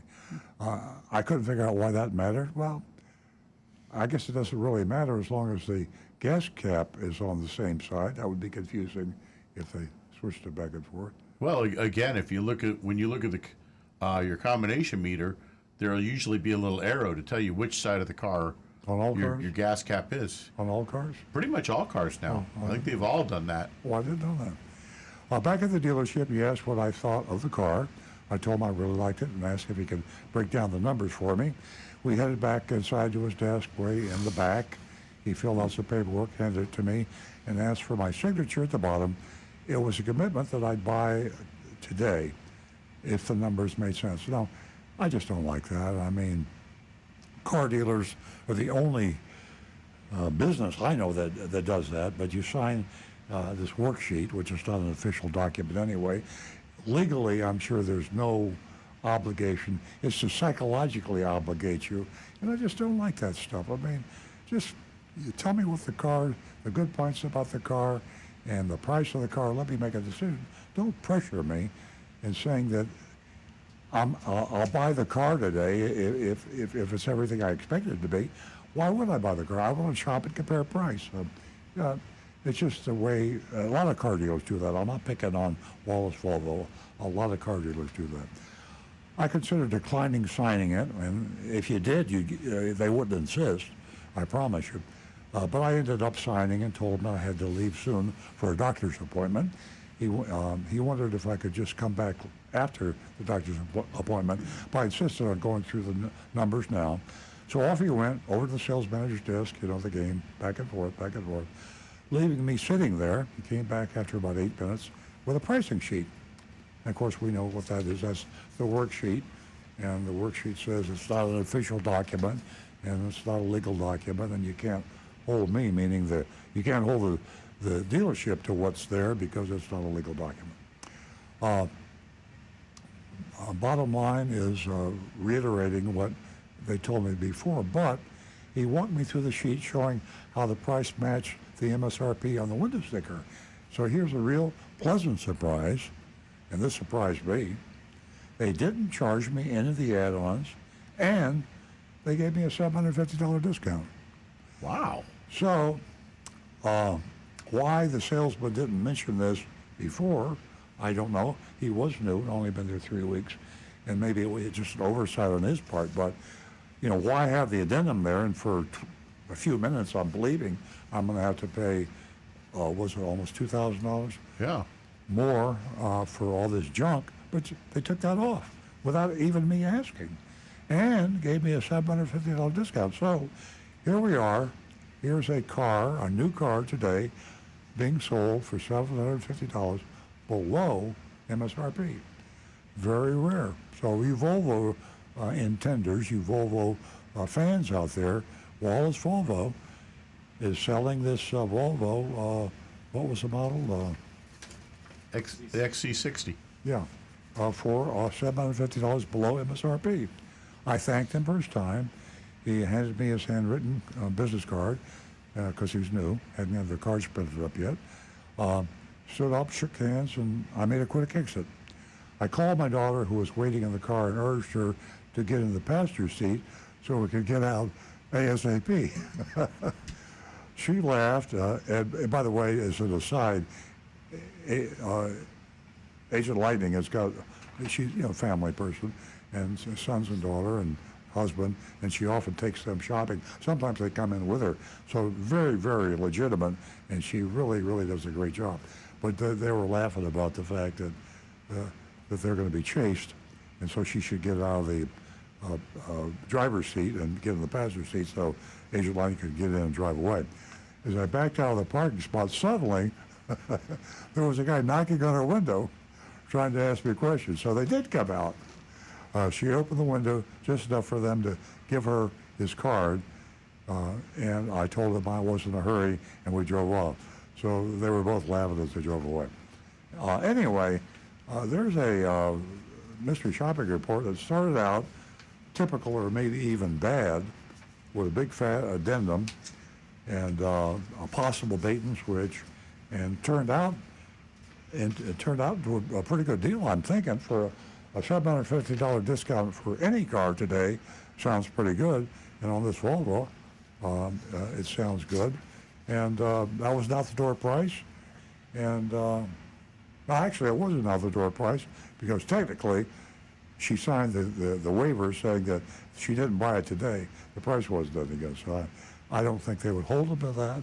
I think it was just a negotiating mind game they played to try to get them to close today. And my guess would be if she came back anytime, they'd sell the car at that price.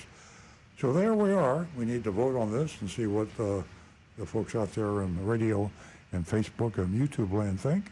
And Rick is checking his iPhone now for his YouTube postings to see what sort of votes we may have. We are getting them up here. First one we do is Mark from Palm Beach Gardens. He says, good product, $1,700, actually it was an $1,800 addendum, yet $2,500 discount on the sticker. So he says a B with a decent sales experience. And I forgot to mention, I should have mentioned that $2,500 must have been a Volvo rebate. I don't. Right, the $750. I'm shame on me for not checking that, but I'm going to check that, and if I'm wrong, I'll let you know later. Jonathan in Del Rey says, the Southeast Regional Market Adjustment Fee earned this dealership an F from me. The other hidden fraudulent fees and pushy salesmen helped with that grade. I have no time for overpriced cars and games. Then he says, I'll amend my grade due to discounts. Why this wasn't mentioned earlier baffles me. I'll give him a B. From an F to a B. Wow. Pretty good. And now we go to, let's see who we have here next. Tom Steckel, a C. No addendum, but standard dealer fees. Didn't like requiring a signature on the worksheet. Let's see, Clifford Manthe.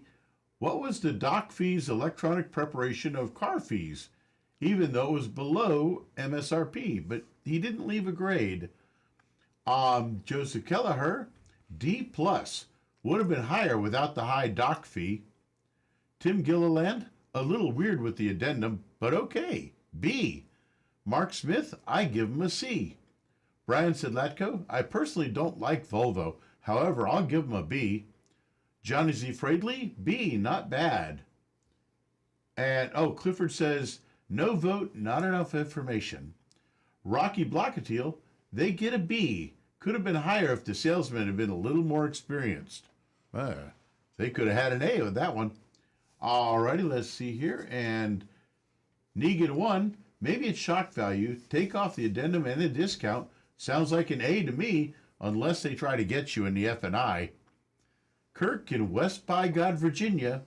Wallace Volvo, drop the addendum and add minus 750 without asking is refreshing. The only thing keeping me from an A plus is the addendum on the window in the first place. So just a solid A. Make sure we got no others incoming here. For me, I'm going to say an A. I think that was pretty amazing. That they should get the addendum off of there, but I think an A. Yeah. Nancy? The mystery shop was refreshing. Whenever you get through, the beginning of it and what they were going to do, what caught my eye was the MSRP, also the rebate, and the chiropractor. I mean, seats are so important today. So for all of that, I give them an A. Yeah, I tell you, I got to give them an A too. I get a little bit nervous about the doc fee and the addendum label and the other, but that's so standard in Florida. The fact that they took it off without even being asked to do, I got to give them an A. I don't think we have any Volvo dealers on our list, and now we have one. So if you folks out there anywhere and near South Florida and you're buying a Volvo, check with Wallace or Stewart and see if that holds true to the car that you would like to buy. But to buy a car today at what was that discount off of MSRP? 750 off. That's just really shocking. Yeah. 750 off MSRP. Yeah. And it kind of goes hand in hand with my column about now's a good time. It kind of endorses the idea now may be a good time to buy a new car. We've been talking for how many years now? Don't buy a new car. Don't buy a new car unless you have to. So finally we can say, we know for Volvo, if you want to buy a new Volvo, buy one from Wallace of Stewart in South Florida. And my guess is there's probably some other dealers out there that are starting to discount cars too. Yeah, definitely. And there's so many ways for you to do your homework, long before you go out and purchase a vehicle. And there's information at your fingertips between the internet and Consumer Report and so many other venues. You can find out exactly what you need to know, because we are getting close to being able to purchase a vehicle if you have to. Do we have time to get to your funnies? I think we have 2 minutes. Did you say, Jonathan? 2 minutes. I love the New York Times. Oh, yeah. Wheels. No, I was just, you folks hear me joke about BMW drivers, and when we go home today, Nancy and I'll leave the studio, get in the car, and drive home, and I'll say inevitably that was a BMW that just swooped by me. I wonder where I got that, and people thought I was just being prejudiced. There's an official study by the University of California, Berkeley, that proves that BMW drivers are the most aggressive, nasty ones on the road. And we haven't got time now, but I'll talk about it next week. Yeah, it's from the nuts and bolts of whatever moves you from the New York Times, Wheels. So check that out. Ladies and gentlemen, yes, Rick? One quick last note from Donovan. He says, I'd like to see you mystery shop the Polestar dealer in Palm Beach. It's also under Volvo, but it'd be nice to see how direct sales work under them. Consider it done. For Okay. Donovan, anything. Okay, folks, thank you so much for joining us this morning. We love your company, and you are a big part of the show, and we will be right back here next week at 8 o'clock. Have a great weekend.